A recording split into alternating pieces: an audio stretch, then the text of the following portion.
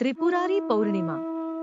त्रिपुर या दैत्याने ब्रह्मदेवाची आराधना करून त्यांस संतुष्ट करून घेतले. मध्यंतरी इतर देवांनी त्यांच्या आराधनेत विघ्न आणण्यासाठी पुष्कळ खटाटोप केला, परंतु व्यर्थ गेला. इतक्यात ब्रह्मदेव वर देण्यास तयार झाले. तेव्हा त्रिपुराने मला अमरत्व प्राप्त व्हावे असा वर मागितला. वर मिळाल्यामुळे त्याने सर्व देवांस सतावून सोडले.